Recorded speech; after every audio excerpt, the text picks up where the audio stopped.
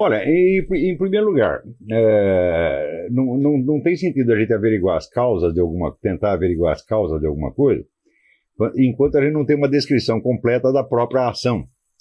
Né? Então, primeira coisa, antes de saber o porquê, você tem que saber o quê. E o que está acontecendo exatamente pode ser rastreado pelas condições que possibilitam a própria ação. Então, em primeiro lugar, ninguém faz o que não tem meios para fazer. Então, uma boa maneira de você pegar a substância da ação é você ver quais são os meios utilizados. Ora, os meios utilizados, no caso, são enormes fortunas. Essa coisa custa, vamos dizer, esses movimentos custam assim, um absurdo. E quando nós rastreamos para saber de onde saiu o dinheiro, saiu dos mesmos grandes investidores contra os quais os movimentos protestam.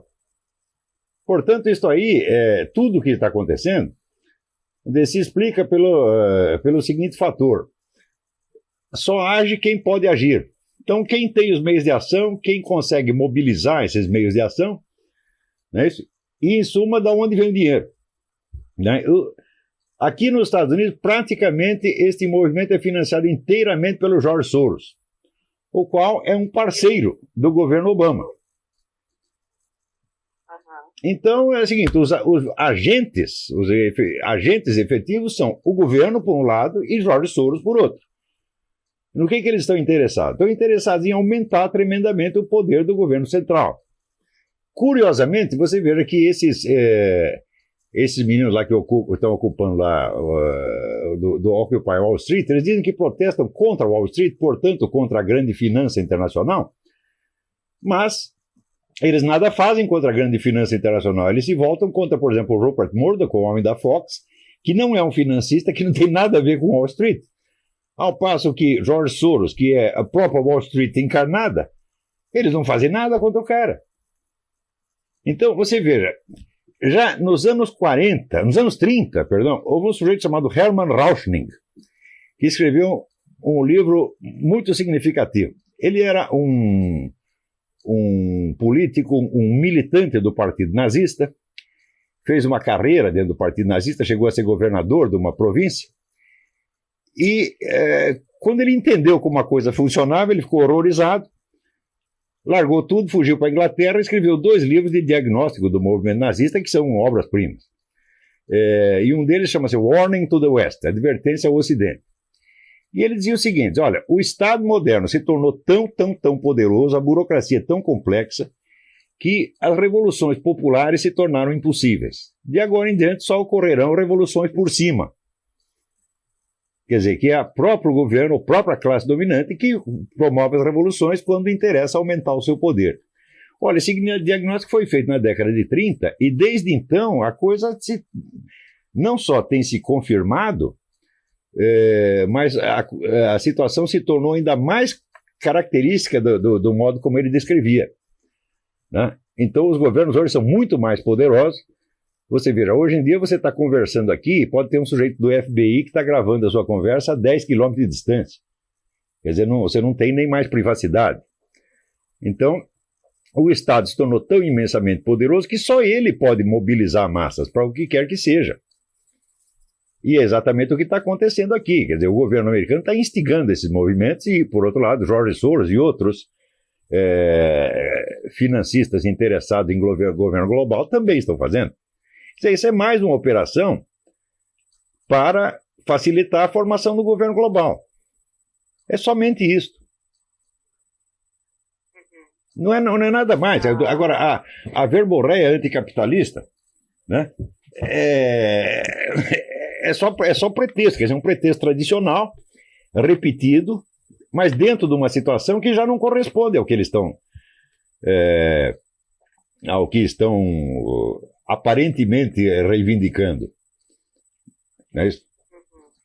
Então, por exemplo, se você fala da crise econômica aqui, fala, olha, Wall Street teve pouquíssima responsabilidade pela crise, a crise foi todinha montada pelo governo, inclusive pela turma do Barack Obama. Você já ouviu falar de Cloward Piven? Não. Cloward e Piven são 2 professores universitários que nos anos 60 conceberam uma estratégia para demolir a economia americana. Eles eram discípulos do Saul Alinsky, que também foi o mentor do Barack Obama. E a estratégia era muito simples. Eles disseram, olha, aqui a Previdência Social atende apenas 5% das pessoas que nominalmente têm direito aos seus benefícios. Então, se nós fizermos a campanha para todo mundo entrar na Previdência Social, a Previdência Social não vai ter dinheiro para atender os camaradas, vai se endividar, e um dia a Previdência Social vai quebrar, e quando ela quebrar, quebra os bancos também. E daí é o momento de nós tomarmos o poder. Isso foi aplicado, assim, milimetricamente. E funcionou. Quer dizer, a causa da crise é essa, botaram gente demais na Previdência Social, e então a Previdência Social quebrou, os bancos quebraram. Agora, todo mundo sabia que isso ia acontecer. Já estava explicado com antecedência. Pior ainda. Para você, Olavo, a gente não tem uma perspectiva de mudança. Ao contrário, o poder dessa elite globalista vai aumentar muito graças a essa porcaria. Acho que o poder do capitalismo aumenta. Eu não diria capitalismo, porque aí a diferença já não conta, né? Hoje em dia é difícil você distinguir o que é o poder do capital privado e o que é o poder do governo. As duas coisas estão muito mescladas. Quer dizer, é mais certo falar, eu uso a expressão elite globalista. Quer dizer que é meio capitalista, metade é capital privado, metade é governo, tá vendo? E, sobretudo, você vê que a esquerda internacional hoje praticamente trabalha só para esses caras. Toda a ação supõe um agente, e o agente tem que ter os meios de ação. Só quem tem os meios de ação hoje é a elite globalista, que domina ao mesmo tempo o capital privado e os governos. Então, vamos dizer, equacionar a coisa em termos de luta de classes ou de revolta social é completamente inadequado à situação. Não porque esse pessoal do Occupy Wall Street não é povão, não é trabalhador, né? É estudante, é ungueiro. O poder de contestação deles. Não entendi a sua pergunta. Você acha que essa característica tira a legitimidade do poder de... Não há contestação nenhuma. Isso é uma revolução desde cima. Quer dizer que quem está no poder vai ter mais poder ainda. Sob essa aparência, vamos dizer, enganosa de uma revolução social. Não. Hoje em dia, se você acompanhou o meu debate com o professor Alexandre Dugin? Não. Sabe quem é o Dugin, né? É o mentor do Putin. Esse debate está online. Se você puser Olavo de Carvalho e Alexandre Dugin, você vai encontrar. No meu site também tem. Então, ali eu aproveitei a ocasião para explicar o seguinte. Hoje em dia só existem 3 grandes focos de poder no mundo que, de certo modo, estão disputando o controle global. Esses 3 são, primeiro, essa elite globalista ocidental, que se reúne no CFR, Council of Foreign Relations, Comissão Trilateral, em suma, pelos Rockefeller, George Soros, essa gente toda. Segundo, você tem a elite russo-chinesa, que é herdeira do antigo Partido Comunista e, no fim das contas, é construída do serviço secreto civil e militar da antiga União Soviética e do governo chinês. São as mesmas pessoas, a mesma classe que ainda está no poder. Em terceiro lugar, você tem o grupo islâmico, que é constituído, vamos dizer, de uma liderança religiosa tradicional que sempre mandou lá e continua mandando. Então você tem esses 3 grupos. Todas as ações que você vê se desenvolver no mundo têm como origem um desses três focos. E os 3 grupos, eles às vezes competem entre si e às vezes colaboram. Quer dizer, a trama de interesse é muito complicada ali. Então você vê, por exemplo, que às vezes existe um conflito entre a penetração islâmica e a elite local de um país, mas às vezes existe uma colaboração, como por exemplo na Inglaterra. Na Inglaterra, o grande agente islamizador é o próprio governo inglês, e sobretudo a família real britânica. Né? Também, entre o bloco russo-chinês e o bloco globalista ocidental, também você tem uma mescla de interesses que às vezes divergem, às vezes convergem. Mas o fato é o seguinte, somente esses três grupos têm meios de ação. Então, qualquer processo político que você veja acontecer, sempre tem como origem um desses três focos. Não há outras forças. E aí, no caso, esse negócio do Occupy Wall Street, isso aí é a elite ocidental. Aqui nos Estados Unidos é claramente essa elite, George Soros, Rockefeller, etc. E na Europa é esse mesmo pessoal agindo em aliança com grupos islâmicos. E eu não sei, eu não tenho informação correta, vamos dizer, da interferência russo-chinesa no caso. Não tenho dados, então não posso dizer. Mas aqui nos Estados Unidos é somente a turma é o próprio pessoal do Wall Street que está causando isso. E aqui no Brasil você tem acompanhado, Olavo? Aí no Brasil é o próprio governo que está fazendo isso, meu Deus do céu. Você veja, eu acabei de escrever um artigo para a Folha dizendo o seguinte, dizendo que a ideologia desses meninos que estão lá fazendo essa bagunça na USP é a mesma ideologia do governo, das classes dominantes brasileiras, é o mesmo discurso politicamente correto que todos aprovam. Então, quer dizer que se você, durante 3 ou 4 décadas, você enfia o discurso politicamente correto na cabeça dos moleques, eles vão acabar fazendo isso.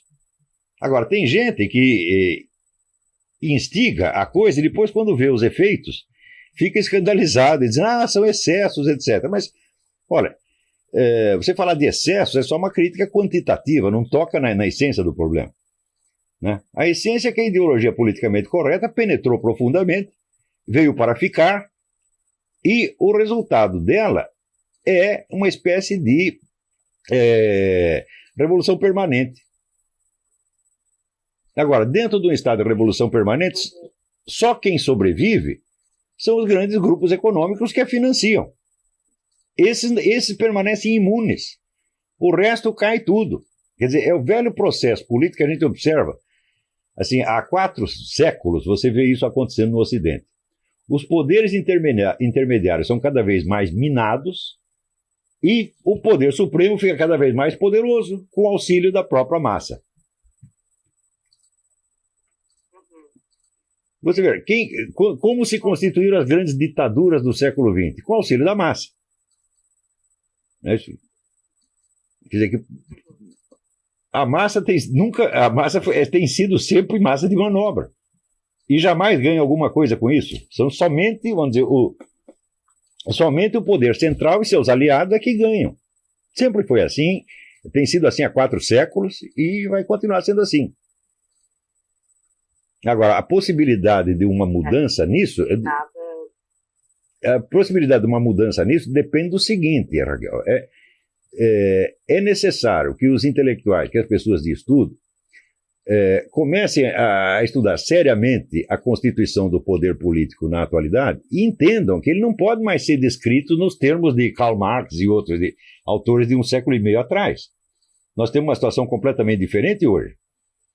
Então esse pessoal que fala, não, nós vamos derrubar o capitalismo, instituir o socialismo, tal, isso é tudo uma besteirada. O que eles vão fazer é fortalecer o poder de quem já tem poder. Quer dizer, vamos dizer, se fosse... qual é o sentido de uma luta pela liberdade hoje? A luta contra a liberdade é a luta contra as elites globalistas. Contra as 3 elites globalistas. A ocidental, russo-chinesa e islâmica. Mas só que essa luta não existe, né? Que não existe luta política sem dinheiro que a financie. O dinheiro só tem uma fonte e eles só financiam o que os favorece. Então, na sua opinião, existe um cabo preso. Mas 100%. 100%. É só você saber de onde veio o dinheiro. Você vê, antigamente as pessoas quando faziam revolução, como é que eles arrumavam dinheiro para fazer a revolução? Eles assaltavam trens, assaltavam bancos, etc. Agora não precisa mais nada. O banco dá o dinheiro para eles. Portanto, esse não é uma revolução efetiva, esse é vamos dizer, uma farsa, um simulacro de revolução Por exemplo, agora o governo americano está louco para aumentar o sistema de controles que ele tem sobre a população. Tá certo? Hoje, inclusive, daqui a pouco, quando for 2 horas da tarde aqui, eles vão fazer um teste, vão desligar toda a rádio e televisão para tudo ser conectado na central do governo. É uma coisa inédita na história do mundo. Quer dizer, o governo vai ter o controle total das emissões de rádio e televisão no país. Outra coisa, hoje você tem projetos na ONU que dão aos governos, e especialmente ao governo mundial, que é centralizado na própria ONU, o poder de determinar assim, onde você pode morar, o que você pode comer, que escola seu filho tem que ir. Quer dizer, é uma ambição de poder monstruosa, como nunca houve.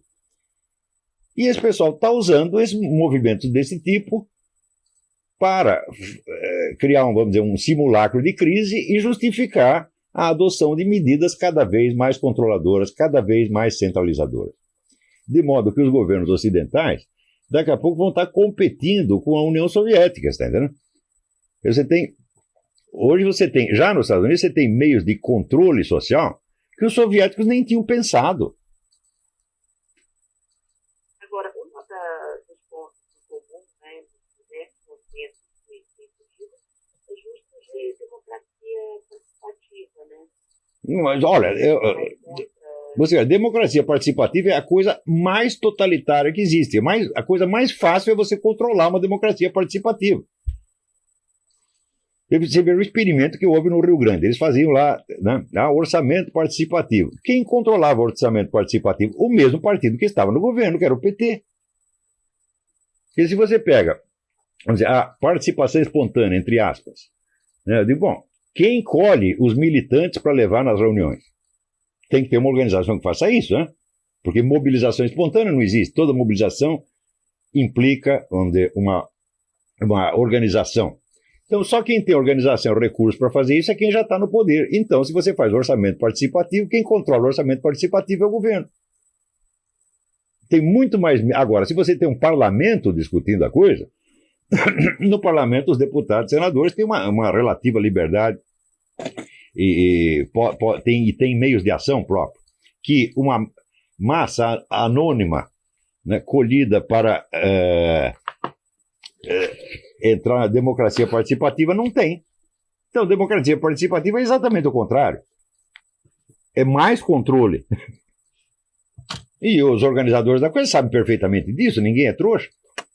Olha, só quem é trouxa, vou dizer uma coisa para você, Raquel, você não me leve a mal, hein? Só quem é trouxa são os jornalistas, que acreditam na coisa vamos dizer, pela fachada, pelo nome, tá certo? Em vez de averiguar quais são os processos substantivos que estão acontecendo ali, né?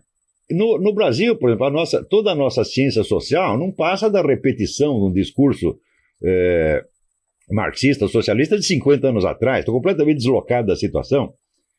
Então, a ciência social fica impotente para descrever o que está realmente acontecendo. E quando a gente tenta fazer isso, frequentemente as pessoas nem entendem do que a gente está falando. Porque eles não têm categorias, não têm conceitos científicos adequados para descrever a coisa. Por exemplo, um conceito fundamental é o conceito de meios de ação, né? Quer dizer, ninguém faz o que ele não tem meios para fazer. Então, onde você tem um movimento, você tem qualquer fenômeno político, você tem que ver quais são os meios que a coisa mobiliza e de onde vêm esses meios. Mas se você perguntar, Bruno, com que dinheiro eles fizeram a Revolução Russa em 17? Bom, eles fizeram com duas fontes, dinheiro alemão e dinheiro de assaltos. Basicamente foi isso. Então, você vê que o Partido Comunista da União Soviética, de fato, ele não era um integrante do poder naquele momento. Ele era, de fato, um poder revolucionário.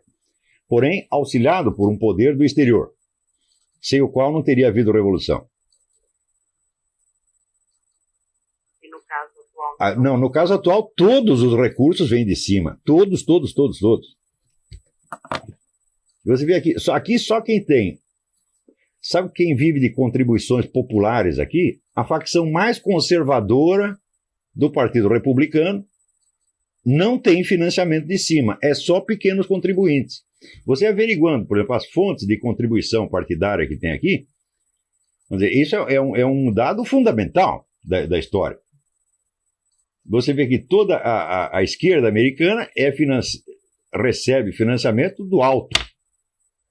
E do republicano, metade vem do alto e outra metade vem de contribuições populares. E esses que recebem as contribuições populares são os mais conservadores. Então, falar em revolução social, não, aqui só existe a revolução desde cima. O Hermann Rauschning, procure depois você pode, quando você transcrever isso aqui, você pode mandar para mim que eu corrijo as grafias dos nomes, né? Procure esse livro do Hermann Rauschning, você vai ver que ele tem razão. Todas as revoluções, desde a década de 30, são revoluções de cima. Quer dizer, é uma coisa horrível dizendo isso, mas é o que está acontecendo, é? Quer dizer, a perspectiva da liberdade no mundo, as perspectivas são horríveis. Você não acha que a gente consegue uma mudança? Mudança no sentido da liberdade maior? Impossível, impossível. Porque todas as correntes de ação que existem vêm das mesmas fontes e elas só estão interessadas em aumentar o seu poder. E é o que tem acontecido sistematicamente, é?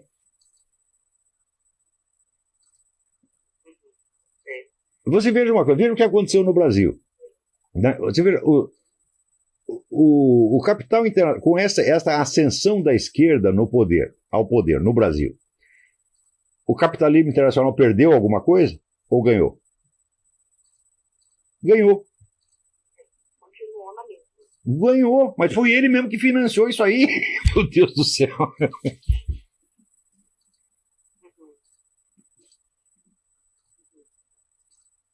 Quer dizer, olha, quem está no poder vai ficar e vai ter o seu poder aumentado.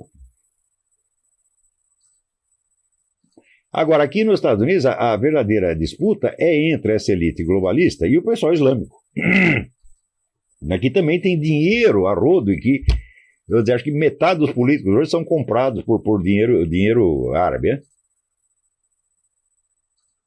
Então, nós dependemos de saber se essa elite globalista vai disputar o terreno com os muçulmanos ou se vai fazer uma aliança com eles. Isso é o que vai decidir o destino dos Estados Unidos nas próximas décadas.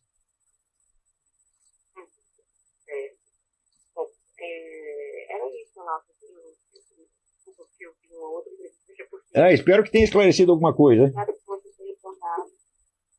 Olha, se você me passar um resumo da coisa, eu lhe agradeço, porque às vezes a declaração oral, você quando faz a matéria, você revisa a matéria, passa por um copy desk, passa por um secretário de redação, e o entrevistado não, ele fala uma coisa assim no improviso, né? E eu acho que deveríamos ter o direito de rever o que nós mesmo falamos, né?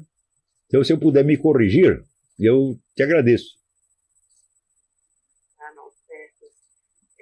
Pois é, a gente não consegue, já está fechando mesmo, já está terminando. Mas eu anotei aqui certinho, não preocupa, a gente acerta. Tá bom, tá bom. Tá perfeito. Obrigado. Obrigado a você. Um abraço. Tchau, tchau.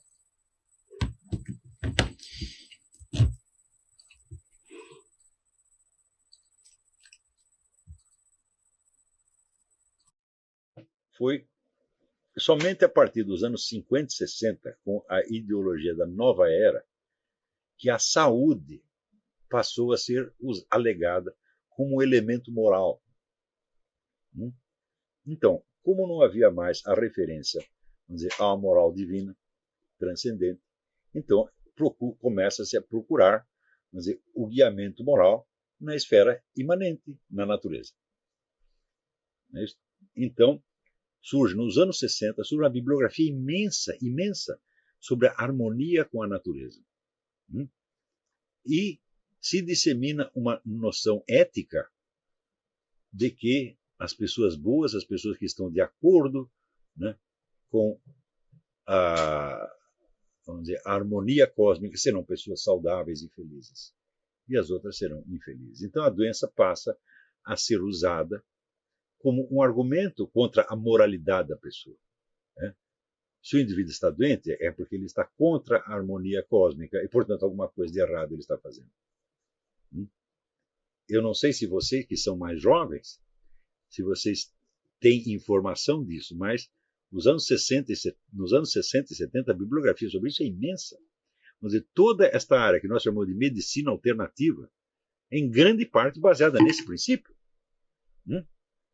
Ora, essa noção foi introduzida, vamos dizer, no Ocidente por porta-vozes e agentes do movimento revolucionário, empenhados em corroer a moralidade cristã tradicional e substituí-la por uma moralidade imanente de tipo naturalístico. Você não vai dizer que as pessoas eram inimigos dos gays, mas entregaram aos inimigos do gaysismo, entregaram de bandeja este argumento. Se a conduta é doente, então ela é má. É claro que aí também é um non sequitur, evidentemente. Nós sabemos que os fatores que determinam as doenças são enormemente complexos e que se existe, vamos dizer, um problema de harmonia cósmica aí envolvido, ninguém sabe onde está essa harmonia, tá certo? E ninguém é o porta-voz autorizado dela. Não é isso? Ao contrário, vamos dizer, na história da espiritualidade humana, você vê que alguns dos homens mais elevados espiritualmente eram doentes. Não é isso? Então, por exemplo, as chagas de Cristo nas mãos dos pés de São Pio de Pietrelcina seriam um sinal de que ele está contra a harmonia cósmica, então ele fez algum treco errado. Né? E São Francisco de Assis e outros tantos. Não é isso? Por exemplo, Ramana Maharshi, o grande espiritual hindu, ele não podia tocar em metal, que ele sentia dores horríveis. Né? Você imagina o que é um sujeito viver sem poder encostar num metal? Então, de acordo com a moral da harmonia cósmica, ele seria, vamos dizer, não um exemplo de perfeição espiritual, mas ao contrário, ele estaria na escala mais baixa da espiritualidade. Você veja que já nos anos 80, este tipo de princípio moral que foi introduzido pela medicina alternativa, pela nova era, se incorporou na cultura dominante e criou a chamada geração saúde. Até hoje eu fico impressionado com a quantidade de propaganda que eu recebo aqui, que eu nunca pedi, a respeito de saúde. Meios de você resolver todos os problemas de saúde. Esse é um massacre de propaganda. Tá certo? Quando você vê os sites noticiosos, metade das notícias são a respeito de saúde. Descobriram a cura para não sei o quê, descobriram um novo método de fazer ginástica para isso ou para aquilo. É assim, é o tempo todo. Então, vamos dizer, a ostentação de saúde também é associada à beleza. É outra coisa que não tem nada a ver. Uma pessoa ser saudável não quer dizer que ela seja bonita. O Lula, antes da doença, ele era mais bonito. Ao contrário. Depois que raparam o cabelo e a barba dele, até ele melhorou, ficou um pouco parecido com o Gurdjieff, adquiriu uma certa nobreza de aparência que antes não tinha. O Hugo Chávez não. Ele nem melhorou, nem piorou nada que se possa fazer em favor dele. Saudável ou doente, ele é igualmente feio. Não é isso? Então, mas a associação de saúde com beleza virou quase que um mandamento e a obrigatoriedade de você preservar a sua saúde acima de tudo. Então, isto era, nos anos 60, era uma corrente minoritária, marginal, por assim dizer, que se opunha, né, à medicina estabelecida, a qual era moralmente neutra. Então, introduzem o elemento, vamos dizer, a ênfase moralística no elemento da saúde. Tá certo? Então, você veja que na perspectiva freudiana, por exemplo, né, que bem anterior, a doença era às vezes um sinal de superioridade evolutiva, por assim dizer. Né? E na filosofia de Nietzsche existe uma ambiguidade nessa coisa, onde ora ele faz a idealização da saúde, ora faz a idealização da doença. Quer dizer, os homens superiores às vezes são doentes. Né? Então, a identificação da saúde com o bem e da saúde com a beleza, da saúde, vamos dizer, com a ordem, a liberdade, a democracia, etc., virou um princípio estabelecido na sociedade dominante, nas altas esferas, e não somente num movimento alternativo. Não é isso? E, a partir daí, então, a alegação de que uma conduta é doente passa a vigorar como um argumento moral contra ela. Isso não aconteceria se não houvesse esta novidade introduzida pelo pessoal da Nova Era.